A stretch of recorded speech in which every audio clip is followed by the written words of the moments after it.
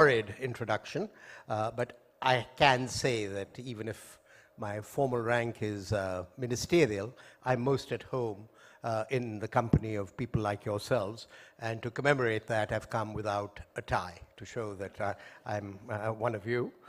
And let me use the opportunity to thank Samir and Ambassador Chinoy and other members of the organizing group for having taken the trouble to come to Niti Aayog and brief me on the structure of the T20. I think we're starting 10 minutes late, and I think the allotted time is 15 minutes, so please keep me honest. Actually, this is only the second time that I've been involved with the T20 and the first time that I've been at an Inception conference. The only other time was during the Argentine presidency, where I happened to be in Bombay when Gateway House was hosting a T20 meeting. At that time, it came across as really fairly closely held. I mean, it took a lot for Manjeet Kriplani to include me, since I was not there. Well, I was sort of there representing Bruegel, but Bruegel was not very active in the T20, and I'm very pleased that at least based on this Inception conference, that there seems to be a great deal of outreach and transparency to a broad group of institutions and individuals.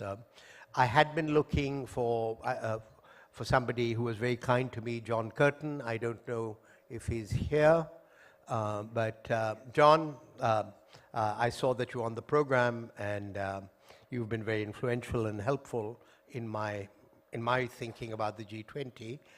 I also don't know if there's anybody from CG here, because when Canada was co-chair of the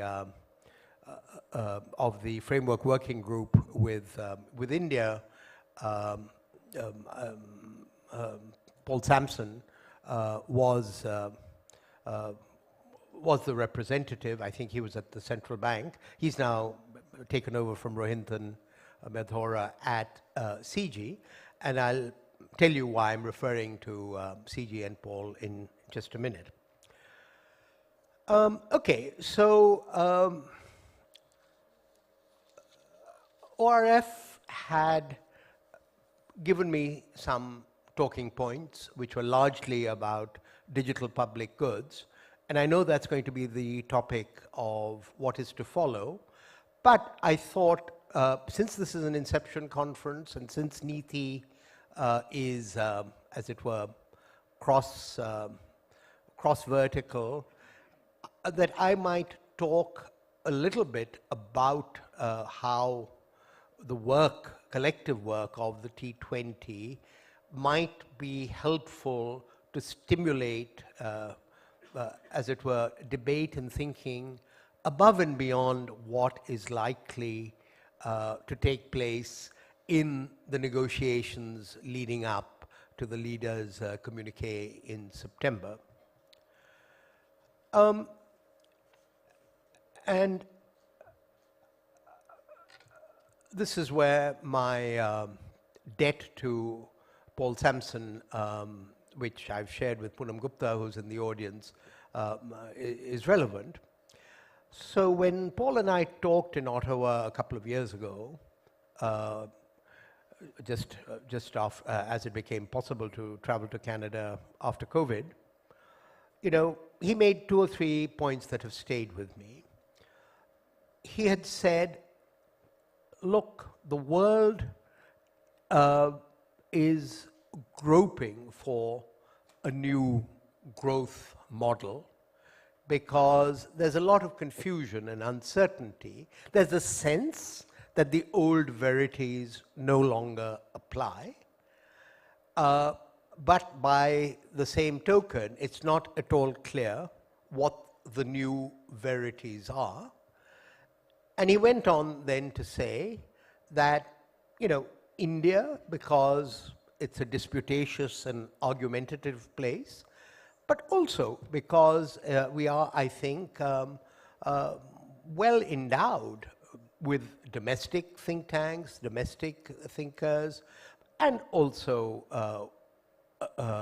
there is a large Indian diaspora. He said, you know, India should take up the task of clarifying what that new growth model might be. Now, it's perfectly sensible and reasonable and appropriate that the structure of the task forces under the T20 should mirror, well, should build upon priorities for the Indian presidency, you know, things that India wants to showcase to the world. But I think that the challenge is wider or deeper than this. And I think as recently as this last week, many of you would have seen, as it were, two things in the international press, which I think we should regard as stimuli and challenges. One was the article by Martin Wolf in Wednesday's FT, building upon what was published, what the World Bank brought out in Global Economic Prospects, which is that the developing world potentially faces a lost decade. And as somebody who worked on Latin America in its lost decade, in the lead up to the Bery plan, this is not, as it were, this is not Chicken Little, saying that the sky is going to fall in. This is serious. The second item in the international media that some of you may have seen is the cover article in this week's Economist, Zero Sum. How, as it were, in the confusion, geopolitical, economic, distributive, that the world finds itself in, partly because of the Ukraine conflict, you know, all of the old principles that we held dear in terms of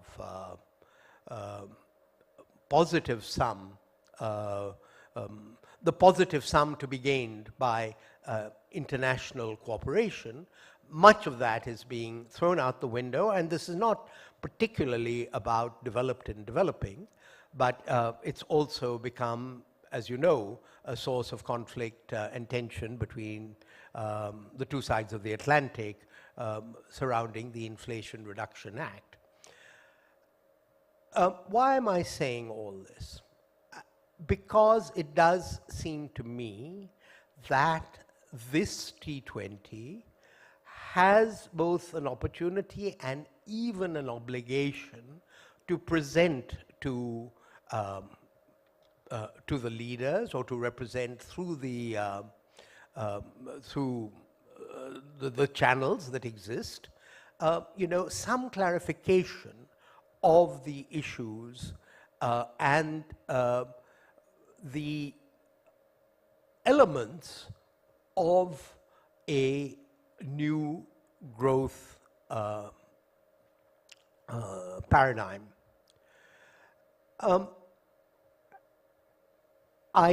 As was mentioned by Samir, I did have the privilege of being the chief economist of Royal Dutch Shell, and in at least amongst in the business schools, Shell is associated for having pioneered scenario techniques, and the you know, the essence of scenario techniques. They come in many flavors. Each corporation that uses them adapts them to their own needs. But it is essentially, you know, to, as it were, look at what is reasonably certain, demographics being the most obvious, technology being another dimension, what is most stable in the world going forward, and then to think about uncertainties. Another way of putting it that, many of you would know the statement by William Gibson that the future is already here, but it is unevenly distributed. So, what I believe is the challenge facing this T20 and facing the task forces that feed into this T20 is to try and bring some clarity on how we make sure that in response to both largely to the geopolitical issues that the world is facing right now, we don't end up in the kind of beggar thy neighbor policies that intensified the Great Depression. Now, when you're coming off as it were, a hyper boom of the kind that, the world had enjoyed, certainly before the global financial crisis, you might think that that is a low probability event, but things can surprise one by the, or let me put it slightly differently, that you may think that wiser counsels will prevail, and I hope they will, but it's not something to be taken for granted, and it's not something that's going to be hammered out in the drafting of the final communique. So I'm just, in a sense, asking that this T20 raise its level of ambition. So just to summarize, I may not have exhausted all my time, and I don't know whether there's an opportunity for Q&A. I think the first point we want to make is that where the world has been in recent G20s has been very injurious to the emerging markets and the low-income countries. So that's where the fires are burning. Second, that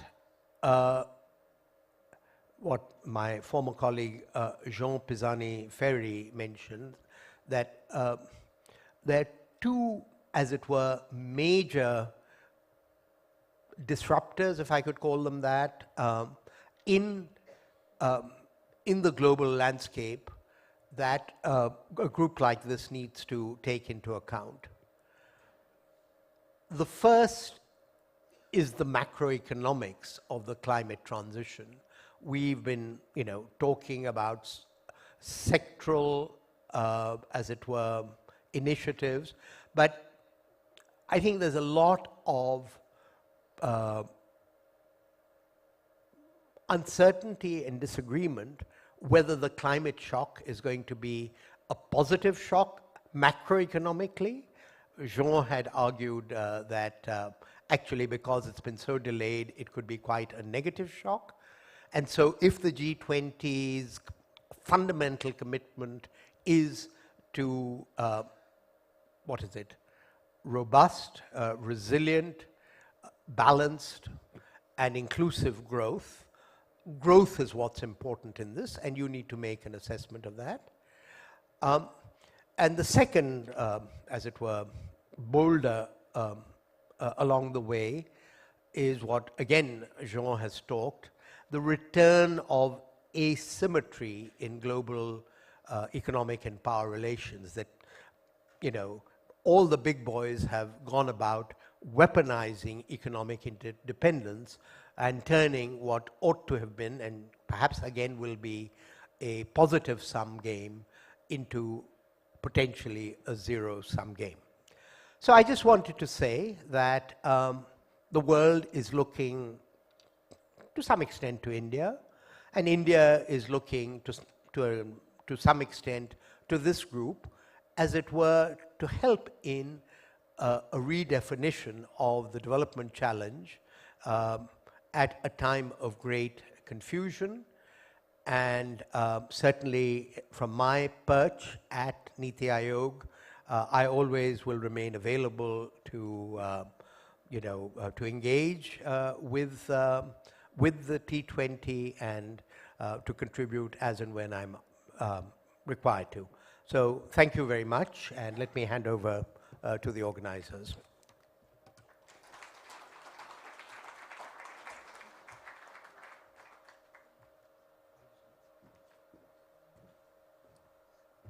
Mr. Bery, can I request your presence on the stage? I have a small token for you. Can I request the chair of IDSA and chair of the Think Tank 20 to join us also on stage? I'll just hold it.